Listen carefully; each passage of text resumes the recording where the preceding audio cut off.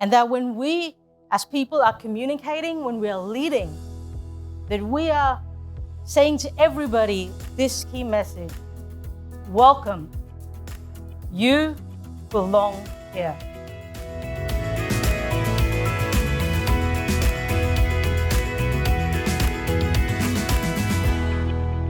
Please welcome to the stage Narissa Trindad. Thank you. Thank you, Craig. Thank you. Good evening. Good evening. Now, we've all been sitting here for about an hour or so, and we've heard from some incredible speakers tonight on some really great topics. Craig started us off with talking to us about the future trends and the gravity of leadership. We heard from Dimian about relationships, and he got right amongst you. We've heard panels about the future of work and hybrid engagement and people and culture. Jessica spoke to us about how we are received, right? And then we heard from Nick about creating a clear vision and your story. Now, if you've been listening, don't worry, I'm not going to ask any questions, but if you've been listening, you're getting a sense that there is some themes that are emerging from tonight. Leadership, communication, future of work. Yep?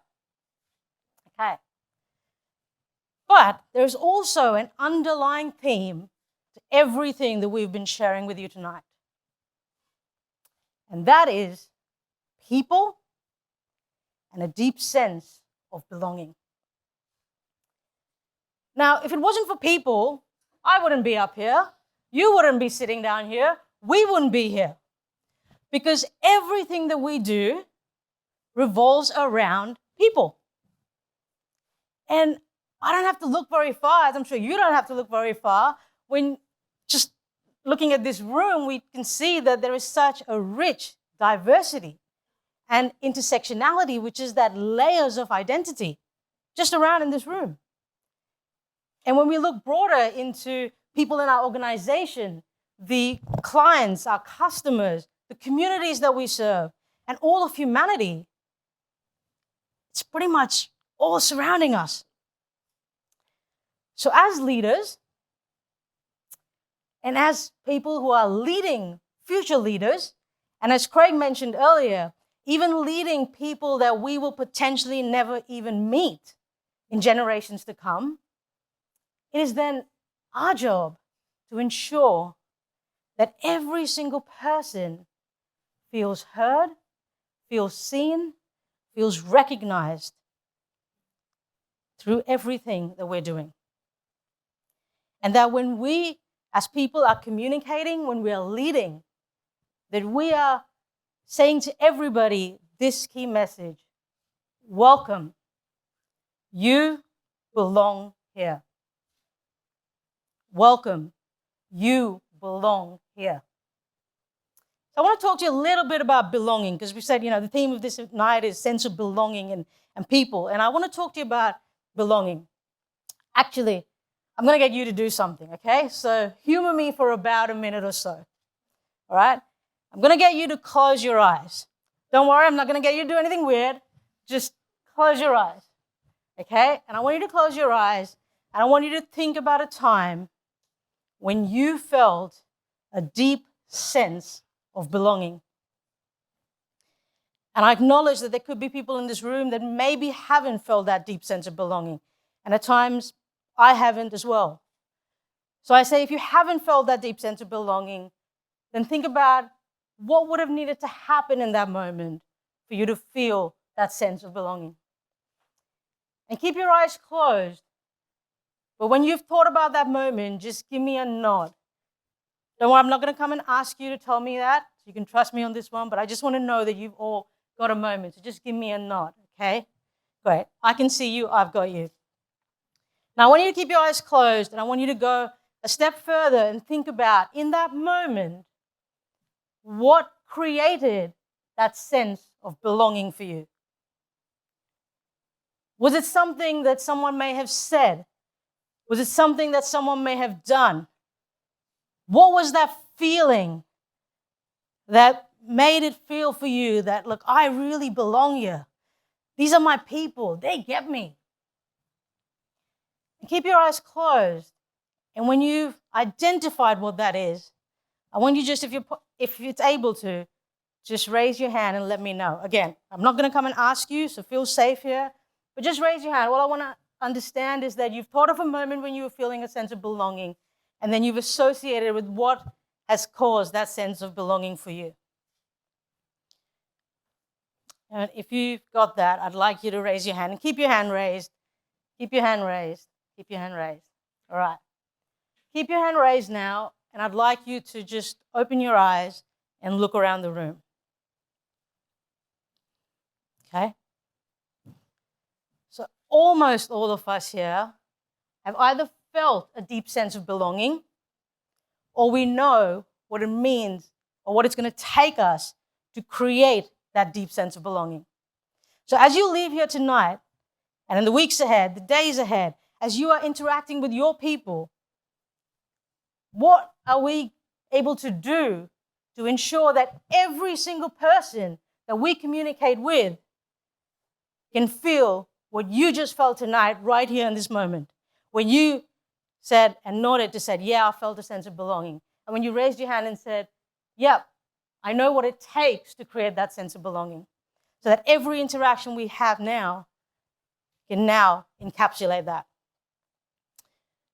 And I know there are many ways to talk about inclusion, and I know that many of you sitting in the room here tonight that are probably working in the D&I space and have got initiatives going on in your organizations. But we couldn't stand here tonight and talk to you about leadership and communication without talking to you about how we approach that in an inclusive way. So I want to share with you just a few ways in which we can do that, starting now. The first way is to think about the person before their identity. Person before their identity. And I know that identity makes up who people are, and when we come at that from a place of acceptance and understanding, great. But we don't want that identity to be something that we box people in, or judge people, or label them by.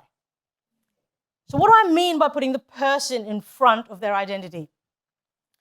Let me give you an example. All right, let's use me as an example, okay? I identify as a person of color. And you're thinking, what? Seriously, what gave that away, right? I know, I get it. Okay. Well, I'll share a funny story with you, okay? So I grew up in India. Now, when I grew up in India, I really didn't even think that I was a person of color. Because in India, everyone is a person of color. We're just a different shade. But when I came into Australia, I was all of a sudden a person of color. And sometimes in a room, the only person of color. Now, years later, when I came out, my identity and intersectionality then became a gay person of color. I have a wife, beautiful wife that lives and navigates life with a physical and mental health disability. And over the last year, I've been exploring my identity, and now I identify as being non-binary. Now, I am just one person in this billions of people that we have. But I could be that one person in your team, that one person who is your client, your customer, within your community that you are speaking to. And when we do that, it's really important that we put the person before their identity. So I am not an Indian person or a gay person. I'm a person who grew up in India. I'm a person who happens to be gay. All right? A couple of other ways that we can look at is by using terms that are universal and gender neutral, right? And where you feel comfortable, ask someone how they choose to identify. We were networking outside tonight before we came in here. And if I met someone and I said, hi, I'm Narissa, and they said, this is my name, and if I didn't catch it, I would say, sorry, what was that? Let me know again. And when they told me their name, I now know their name, so now I can say, and I can pronounce it the right way. It's the absolute same thing when it comes to asking people how they identify. And when people tell us, it's then really important for us to use their pronouns, he, she, their, theirs. And if we don't know their pronouns, we just use their name until they tell us how they choose to identify.